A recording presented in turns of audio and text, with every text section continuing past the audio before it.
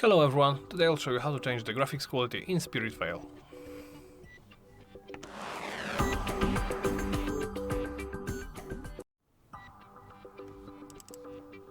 Let's begin by opening the settings menu, do so by pressing the gear icon in the bottom right corner or pressing the escape key.